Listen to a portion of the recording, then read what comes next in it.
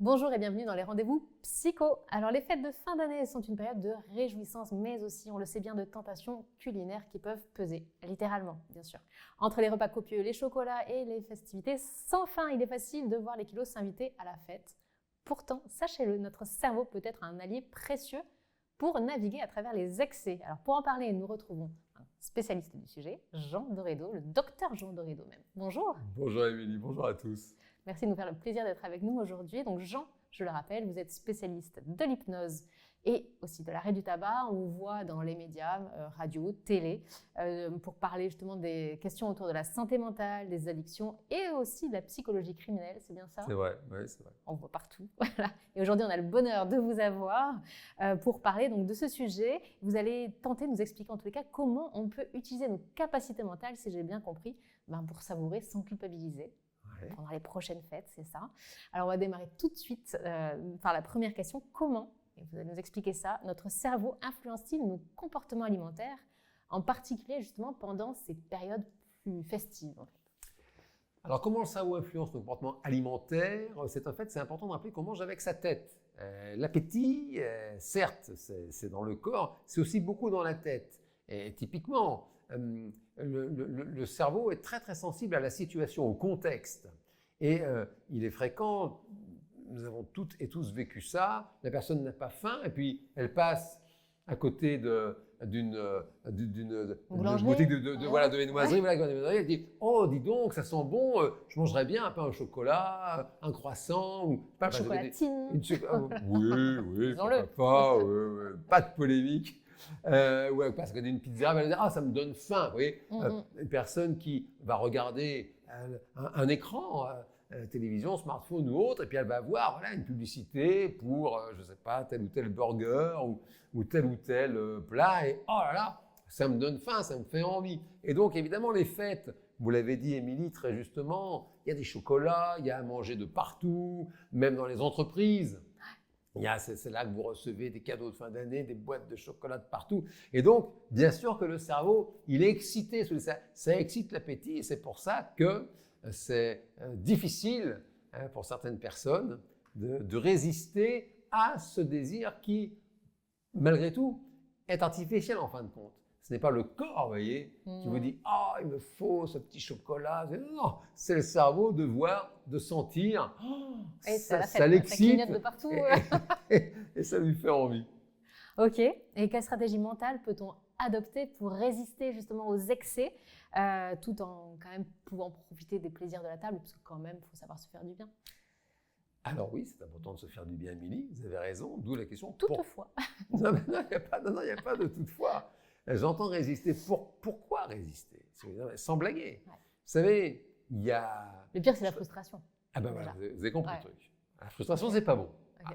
Donc, si vous… Et je travaille beaucoup sur l'amincissement. Oui, c'est pour ça que vous recevez des groupes. Oui, je reçois des groupes sur lesquels je travaille sur les troubles du comportement alimentaire et l'hyperphagie, l'addiction au sucre, le fait de… la personne mange alors qu'elle n'a pas faim, parce qu'elle est conditionnée, parce qu'elle a ce que j'appelle des fringales émotionnelles, voilà, elle n'a pas le moral, elle dit « je vais manger un truc ». Bon. Donc, c'est un sujet sur lequel je travaille énormément.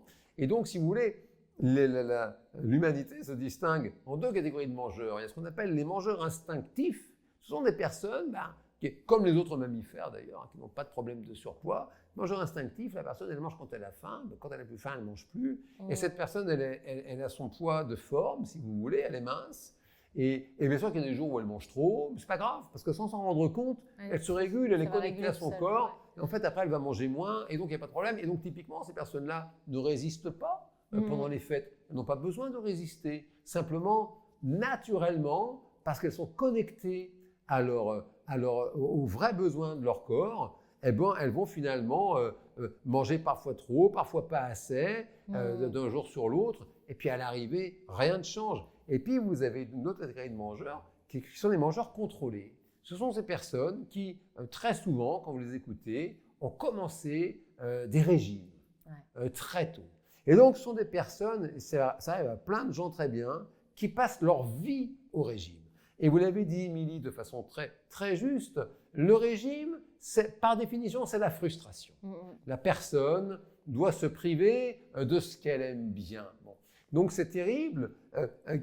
La frustration est très difficile à vivre. Et donc, et pourquoi les régimes ne marchent pas? Quand même, à force, ça finit par se savoir. Parce que qui dit frustration dit forcément, tôt ou tard, compensation. Ouais. Et donc, typiquement, ces personnes qui sont au régime, parfois pratiquement Toute à leur l'année, vie, si vous ouais, voulez, ouais. toute leur vie, elles font un régime, donc elles perdent du poids, elles sont contentes, elles disent bah, ça y est, maintenant j'ai le droit. En fait, elles ont tout le temps le droit. Donc, du coup, elles se mettent à remanger ce qui leur plaît. Évidemment, le cerveau, après avoir été frustré, n'a plus la sensation de satiété, donc elles mangent trop, donc elles reprennent tout ce qu'elles avaient si difficilement perdu. Très généralement, elles prennent même encore davantage. Et donc après, ces personnes reprennent un régime et ça ne s'arrête jamais. Ouais. Et donc, bien sûr, ces personnes, c'est des fêtes, elles disent bah alors, j'ai le droit. Évidemment que vous avez le droit. Simplement, à l'arrivée, la personne est déçue parce que les mêmes causes produisent les mêmes effets. Donc, si vous voulez, je crois que, pardon, la question c'est quelles sont les stratégies. Ouais. Déjà, la première stratégie, c'est de ne pas faire de régime. Vous voyez. Surtout, il ne faut plus faire de régime. Quand vous ne faites pas de régime. Il faut le dire et le répéter, c'est important. Ah ouais, il ne faut pas faire de régime, c'est pas bon. Enfin, ça crée des troubles alimentaires, si vous voulez. Certains Mais il y a psy appellent ça tellement eu de régimes à la mode, etc. Maintenant, on le sait parce qu'on en parle que voilà, c'est pas la bonne idée. Mais c'est vrai que pendant des années, ça a été mis en avant. Enfin, chaque année, il y avait un régime miracle. Ah ben non, mais c'est un fait. De toute façon, l'humanité entière prend du poids, grossit. Il y a une épidémie d'obésité dans le monde. Et c'est un fait. Ça commence, si vous voulez, j'entends même des nutritionnistes tout à fait chevronnés qui le disent très honnêtement. La dimension est avant tout psychologique. C'est avec votre tête que vous mangez d'abord. Et donc ce travail, vraiment le premier travail à faire, c'est plus de régime. Et la deuxième étape, c'est d'écouter votre corps, voilà, qui, mis à part vos convictions religieuses ou personnelles sur ce que vous mangez, vous êtes une personne omnivore. Vous êtes faite physiologiquement pour manger tout, à part les convictions et puis les allergies. Et les allergies, bien sûr. Allergies, évidemment. Voilà. Aux restrictions, si son médecin indique, voilà, quand le médecin dit quelque chose. Ah, c'est des là, allergies. De toute façon, les personnes allergiques le savent. Les allergies sont très, très graves. Évidemment, il ne faut pas y aller, de toute façon. Très bien. Et comment on peut gérer, alors quand justement, bon, on a dit, on s'autorise, il y a à manger sur la table, on se fait plaisir, etc. Mais on peut se faire plaisir avec modération, si on surveille un petit peu. Par exemple, son alimentation, comment on peut gérer la pression sociale quand à chaque fois on a soit le tonton, soit la tati, soit la grand-mère qui nous pousse à en reprendre un petit peu pour faire plaisir. Je ne voudrais pas être rabat-joie, surtout pas. Hein. On n'est pas là pour ça, c'est une période de fête. Simplement, plaisir avec modération. Quand ça même. Ne marche pas. C'est deux mots qui ne vont pas ensemble. Non, mais c'est-à-dire que ça dépend vraiment. Parce que quand même, les scientifiques travaillent. Aujourd'hui, quand même, on voit qu'il y a des produits alimentaires qui créent des addictions. Ça, je veux dire, c'est prouvé par la science. Hein, les produits très transformés. C'est ce que j'allais vous dire, là, c'est ce qu'on injecte dans le produit. Oui, mais enfin, ça se mange, vous voyez, c'est pas toxique, vous voyez. C'est en libre service. Et voilà, et puis il n'y a pas de mise en garde. Et on voit aujourd'hui, il y a des études qui sortent sur le sujet qui montrent que les produits très transformés, pour faire simple, très gras, très salés, très sucrés, eh bien, ils créent des compulsions alimentaires. Et donc, vous avez des personnes qui, par exemple, je pense notamment au sucre, vous expliquent qu'elles sont dans l'incapacité totale de s'arrêter. Ouais. Et donc, si vous voulez, chacun fait de son mieux sur cette terre. Maintenant, si vous avez le sentiment qu'il y a des produits, c'est l'engrenage, quoi. Si vous mettez le doigt, vous avez tout le bras qui va partir avec jusqu'à l'épaule. C'est le pot de glace, on en a déjà parlé. Mais pardon ? C'est le pot de glace, la première cuillère. Le pot de glace, bonne, la deuxième. Et après, il faudrait s'arrêter, mais le frein ne marche plus. Voilà. Ouais. Donc, si vous avez ce sentiment-là, ça peut être quand même, me semble-t-il, pas mal d'envisager, si ça vous parle, une période de fête sans ce produit-là spécifiquement, parce que vous serez mieux en fait après. Parce que si vous voulez, le souci c'est que la personne, je vous entends parler de plaisir, en fait il n'y a pas de plaisir. Parce que la personne, en fait, elle mange trop, c'est écrit à l'avance. Et si elle culpabilise derrière, il y a plus puis elle est mal. Ouais. Physiquement, elle est mal. Vous allez l'entendre pendant ces fêtes, des personnes qui disent sincèrement « Ah, j'ai trop mangé ». J'ai trop mangé, je suis mal. Au final, c'est un confort, quoi. C'est de l'inconfort. Donc, si vous voulez, Bien sûr, faites-vous plaisir avec des bonnes choses que vous aimez. Maintenant, s'il y a des produits dont vous avez le sentiment que c'est le piège, que c'est un piège et que ça va vous emmener jusqu'au bout, ouais, c'est pas mal si vous voulez de dire voilà, non, pas aujourd'hui, je sais pas, vous inventez un truc. Et donc la pression sociale, oui, vous faites bien d'en parler. Il y a parfois des pressions très fortes. Allez, vas-y, reprends-en, tu vas pas laisser ça. Ouais. Mais tu quand dire même, que c'est pas bon. je l'ai fait pour te faire, Oui, je l'ai fait pour te faire pour te faire plaisir, quand même. Ça tue. Ça, c'est très très dur. Ouais. Et d'apprendre à dire non. Il y a un truc qui fonctionne bien. C'est important de sécuriser la relation dans ces cas-là. Ouais, vous voyez. Donc toujours avec vos mots à vous, dire à la personne, écoute, vraiment, je t'aime, vraiment. Qu'est-ce que je suis vraiment bien avec toi? Donc avec vos mots à vous, bien sûr. Hein. Maintenant, le message, c'est ça, quoi. C'est vraiment, qu'est-ce que je suis vraiment une personne heureuse d'être avec toi, là. C'est vraiment extra. Et, alors surtout, il faut dire et, parce que si vous dites mais, ça veut dire en fait, c'est pas vrai. Oui. Le mais, c'est tout ce que je veux dire. Mais, oui. Ouais. Mais on dit en fait, c'est pas vrai. Non. Donc, donc vraiment, qu'est-ce que je suis vraiment bien avec toi, c'est génial. Et je ne vais pas en reprendre. Parce que vraiment, c'est délicieux et là, j'en peux plus. Et vraiment. Tu nous as régalé. Ouais. Et là, et qu'est-ce que c'est bon d'être près de toi. Quel délicieux moment. C'est super. Vraiment. Vous voyez, ça passe quand même mieux. Si la personne insiste, c'est compliqué. On peut laisser dans l'assiette, mais gâcher, c'est pas beau. Ouais. Alors, ou on le passe comme ça au petit d'à côté. Ça marche très bien. Ouais. De dire d'accord. Tu veux une part? Et puis de le refiler, voilà. Au petit-neveu, à la nièce ou quoi, tiens, ça t'intéresse. Suivez toutes nos astuces.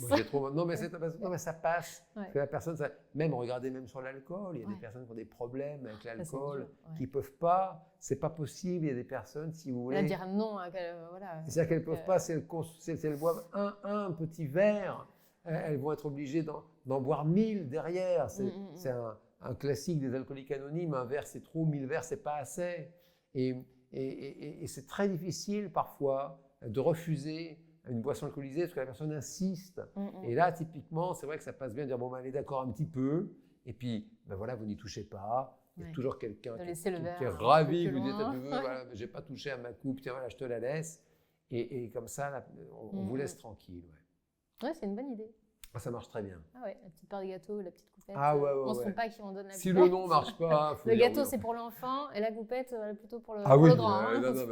Non, mais encore une fois, il n'est pas question d'être rabat-joie. Maintenant, c'est un fait, l'initiation à ces produits, pas d'alcool aux mineurs. On ne le dira jamais assez. Le cerveau, c'est très très long à se terminer. Et il y a des personnes, bien sûr, elles pensent bien faire. Le neveu, la nièce, 16, 15, 14 ans, allez, petite goutte. Non, c'est vraiment pas raisonnable. Non, il ne faut pas le faire. Et c'est pas bon parce que vous n'êtes jamais à l'abri, si vous voulez. On ne peut pas le savoir à l'avance que cette personne-là sera particulièrement réceptive, particulièrement sensible et peut-être aura des problèmes toute sa vie ensuite avec l'alcool, vous voyez. Donc c'est vraiment pas sympa. C'est pas un service à rendre, quoi. Non. C'est vraiment un produit que vous.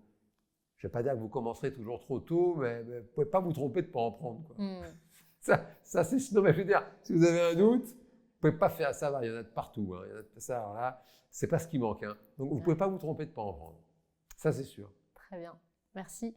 Et alors, quand justement on s'est fait plaisir, parce qu'on a dit il faut se faire plaisir, comment ne pas tomber dans la culpabilité après le repas? Est-ce que vous avez des petits conseils? Parce qu'en vrai, il ne faut pas culpabiliser, sinon on se gâche un petit peu son plaisir. Est-ce qu'il y a des petites phrases qu'on peut se rappeler et se dire j'ai bien fait, je me suis bien fait plaisir.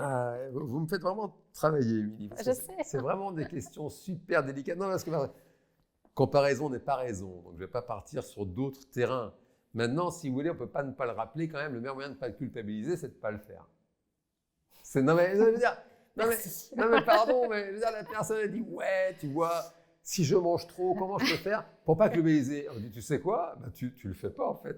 Tu évites de trop manger, donc tu n'auras pas de problème. Non mais pardon de le rappeler. Nous sommes humains, donc. Nous sommes humains. Nous sommes humains. On a envie de se faire plaisir, on s'est fait plaisir, et comme nous sommes humains aussi, on va parfois culpabiliser. Est-ce qu'il y a une phrase où on peut se dire j'ai bien fait en fait, ou je sais pas, c'est peut-être pas le terme que vous n'utiliseriez en psycho. Non, mais vous faites vraiment travailler.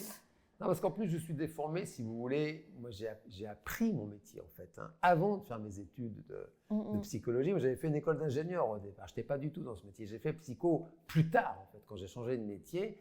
Et après, en plus, le doctorat. Et j'ai appris mon métier de façon clinique, si vous voulez. J'ai appris, bien sûr, les diplômes à l'université. Mon métier de façon clinique, je l'ai appris avec les fumeurs, avec le tabac. Et je suis moi-même un ancien fumeur. Et donc, si vous voulez, ce que vous décrivez, c'est le problème du fumeur. Le fumeur, dans son crâne, il est en conflit permanent. Il dit d'un côté, la cigarette, c'est bon. Et puis d'un côté, il dit la cigarette, c'est mauvais. Et donc, ça boucle, vous voyez. Et c'est pour ça que la volonté, ça ne marche pas pour s'arrêter de fumer, parce que la personne, elle s'épuise. Parce que quand elle fume, elle dit vraiment, je préférerais pas fumer. Dès qu'elle fume pas, elle dit, allez, quand même, je me fais plaisir de te dire. Et donc, ça ne marche pas. Et la personne s'épuise. Et donc, il y a tout un travail, pour parler avec des mots savants, un travail cognitif. En fait, pour parler avec des mots simples, il y a tout un travail que fait la personne, elle est aidée pour ça, à propos de ce qu'elle pense dans le fond du produit. Et c'est un fait que le produit, soit il est bon, soit en fait il est bidon, il n'apporte rien, vous voyez, il ne peut pas être les deux en même temps. Et donc, sur l'alimentation, je le vois vraiment auprès des personnes avec qui je travaille, on est vraiment dans le même schéma, vous voyez. La personne, elle va vous dire, voilà ça, c'est trop bon. Ah mais non, mais en fait c'est mauvais, il ne faut pas que j'en prenne. Et ce n'est pas satisfaisant, vous voyez. Ouais. Et donc, si vous voulez, si je pèse mes mots parce que je ne veux pas donner de conseils qui ne seraient pas efficients. Simplement, je veux dire, quelque chose qui est vraiment bon ne peut pas entraîner de culpabilité, vous voyez. Ce n'est pas possible si c'est vraiment bon. Si ça entraîne de la culpabilité, c'est qu'il y a au moins quelque chose à l'intérieur de vous qui n'est pas OK en fait avec ça. Okay. Peut-être parce que ça vous fait grossir, peut-être, j'en sais rien moi, parce que ça ne correspond pas à l'idée que vous vous faites de vous. Bref, plein de raisons. C'est la tête, encore une fois. Non, mais c'est-à-dire que je cherche. Prenez un produit comme le chocolat, c'est quand même le best-seller. Voilà, en termes de produits alimentaires, c'est vraiment le best-seller de typiquement un produit qui ressemble dans le fond à la cigarette. Des personnes qui vous disent je ne peux pas m'en passer et en même temps c'est mon problème parce que j'aimerais ne plus en prendre mais j'en prends quand même. Et donc si vous voulez le chocolat, quand vous écoutez les spécialistes de l'alimentation, le cacao, c'est pas bon. C'est pas une plante agréable. Manger du cacao, c'est très amer. Oui, c'est le 100%, c'est très amer. Après, c'est le sucre, justement, qui va venir adoucir. Et le sucre, si vous voulez, il y a des expériences qui sont faites auprès de rats de laboratoire et qui arrivent à la conclusion que le sucre, chez le rat de laboratoire, c'est pire qu'une drogue dure, si vous voulez. C'est-à-dire que le sucre, en tout cas le rat, pour des raisons déontologiques, on ne fait pas ces expériences sur l'être humain, mais le rat, si vous voulez, le sucre, plus il en a, plus il en veut, si vous voulez, c'est jamais assez. Oui, c'est la drogue. Jamais. C'est comme de la drogue. Et donc, si vous voulez, quelles que soient les drogues, vraiment la meilleure chose que vous pouvez faire vis-à-vis d'une drogue, c'est de ne pas en prendre, en fait. Parce qu'elle est meilleure, la vie sans drogue. Et donc, ce côté de dire, ouais, mais quand même, c'est les fêtes, quand même, j'en prends. Si vous voulez en prendre, vous êtes une grande personne. Simplement, si après vous dites, ouais, mais j'aimerais bien ne pas culpabiliser, vous voyez, il y a en psychologie ce qu'on appelle le principe de réalité. Et donc là, il y a un principe de réalité, je veux dire, c'est vous la patronne ou le patron. Si vous culpabilisez, c'est qu'il y a un truc qui n'est pas OK pour vous, vous voyez. Parce qu'il y a des personnes qui consomment du sucre, apparemment, ça ne pose pas de problème. OK, on est 9 milliards sur Terre, tout existe. Mais enfin, il y a quand même beaucoup de personnes, elles disent, moi, le sucre, c'est un truc de dingue. Quand je commence, je ne peux pas m'arrêter, vous voyez. Et donc, on retrouve cette posture de oui, ma vie serait meilleure sans sucre, mais ça me fait très peur. Je déprime rien qu'à l'idée de ne plus en prendre, vous voyez. Ça, c'est pas bon. Non, c'est pas bon non plus. Non, c'est pas satisfaisant. Donc, si vous voulez, encore une fois, il ne faut surtout pas être rabat-joie, mais je veux dire, respectez-vous. Si c'est un, pardon, je vais parler comme les mômes, si c'est un kiff d'en prendre, allez-y. Et si vous dites, ouais, mais non, en fait, après, je regrette. Si tu regrettes, après, n'y va pas. Donc. Pardon, non, mais au moins, voilà, on a compris le message, mais c'est vrai. Voilà, si vraiment on a envie, on y va. Faut pas y aller, quoi. C'est comme, je sais pas, encore une fois, je me méfie des comparaisons, mais c'est le type qui est joueur un peu maladif et il dit j'aimerais jouer au casino, mais j'aimerais pas perdre d'argent. Bah, écoute, là, c'est quand même compliqué. Non, mais voilà, on a l'image. On dit le principe, si tu joues, bah oui. Et puis, et le joueur, il le sait, si vous voulez. Si vous n'êtes pas sensible au jeu, ne changez rien. Maintenant, le joueur, il le sait qu'il va perdre son argent au jeu. Parce que quand bien même il gagnerait, c'est un schéma, c'est créé à l'avance. Il sait que ça va s'arrêter, qu'il n'aura plus d'argent, peut-être il va jouer sa montre, sa chemise. C'est une maladie, le jeu. Historiquement, c'est la seule. Historiquement, maintenant il y a les jeux vidéo. Bon. Depuis toujours, l'addiction au jeu est reconnue par la science. C'est la seule, c'était en tout cas la première addiction sans produit à être reconnue par la science, la psychologie, la psychiatrie. L'addiction au jeu, il n'y a pas de produit. On dit s'il n'y a pas de produit. Si, c'est reconnu, c'est ce fameux docteur, je ne veux plus le faire, mais je le fais quand même, c'est plus fort que moi. Et ça, quand même, la meilleure solution et la seule, c'est de dire, j'y vais pas. Ouais. Le type, il voit un casino, une salle de jeu, il change de trottoir. Le type ou la fille, il y a des femmes addictes au jeu, il y a de tout. La personne, elle voit une salle de jeu et elle est mieux. Ouais. C'est ça, c'est qu'elle se prive de rien en fait. Au contraire, elle se fait le cadeau qu'elle est bien. Donc au final, si on ne le sent pas, on n'y va pas tout simplement. Et puis, si on craint de culpabiliser, voilà. On dit écoute, dans le doute, c'est quoi, j'y vais pas. Mais, alors ça, je le tiens de... Encore un mais, Jean? Oui, là, il y a un mais. Je le tiens de personnes, des addicts clean depuis des années qui m'ont transmis ça dans mon apprentissage du métier. Là, il faut être une personne heureuse. Vous êtes obligé. Eh oui. Faut vous faire plaisir. À fond, à fond. Faut y aller sur ce qui est bon. Voilà, si vous avez des personnes que vous aimez autour de vous, faut être à fond là-dedans. Ouais. Obligé. Très bien. Vous l'avez dit de façon très juste dès le départ. Pas de frustration. Si vous êtes malheureux au fond du gouffre, non, ça va pas non plus. Vous voyez, c'est pas bon. Ok. Et on va terminer par un conseil pratico-pratique, les petits conseils qui vous caractérisent. Comment peut-on utiliser des techniques justement de pleine conscience ou d'autosuggestion pour mieux gérer l'appétit pendant ces périodes des fêtes? Alors un truc. Période de fête ou pas d'ailleurs. Pour tout le temps. Pour dès que vous avez un petit doute, voilà. Un truc assez sensationnel, sans blaguer. Alors faut le mettre. Si vous y pensez que vous le faites pas, ça marche pas. Ouais. Maintenant, vraiment, c'est quelque chose. J'ai des retours incroyables là-dessus. C'est de manger lentement. Ouais. Il n'y a pas besoin de volonté, vigilance, sans doute, lentement. Mais là, c'est le temps, parce que j'avais entendu dire ça, mais est-ce que c'est vraiment ça, le temps qu'en fait le cerveau assimile l'information ou rien à voir? Oui, c'est très long. Si, ça joue, ça joue. La satiété, c'est long pour arriver au cerveau. D'accord.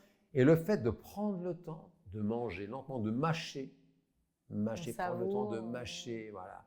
J'avais fait un stage il y a très longtemps, et l'idée, c'est de mâcher 25 fois. C'était en Angleterre, 25 times, 25 fois comme ça. Et ça va vous aider à mieux apprécier ce que vous mangez. Et tout ce qui est comportemental comme ça, prenez le temps, respirez entre chaque bouchée, posez vos couverts. En plus, souvent, les repas de famille, ça se prête bien quand même.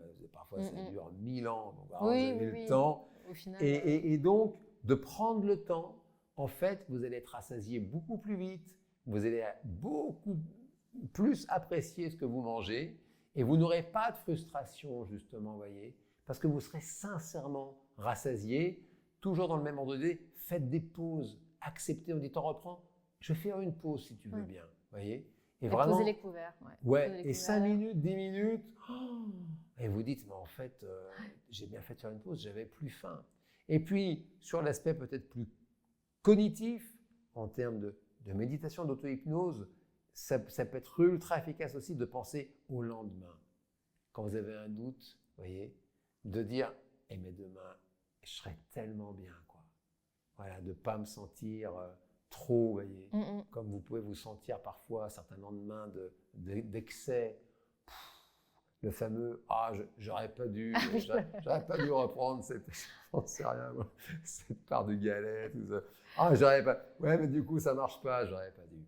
Donc c'est de faire à l'envers, de dire mais demain je serai tellement bien, quoi. Ouais. Wow. Et même parfois juste ce soir, et ce soir, je serai tellement bien. Mm. Voyez, vous ne regretterez, parce que le cerveau est très sensible au temps, et donc de vous projeter dans l'avenir, vous ne regretterez jamais de ne pas avoir pris plus. Voyez. Vous ne regretterez jamais d'avoir dit non à ce dernier verre, d'avoir dit non à cette part supplémentaire. Voyez, prépare, c'est pas possible. Regretter d'avoir trop pris, ça, je crois que si on fait un club, tout le monde a vécu au moins une fois dans sa vie de dire ah, c'était trop.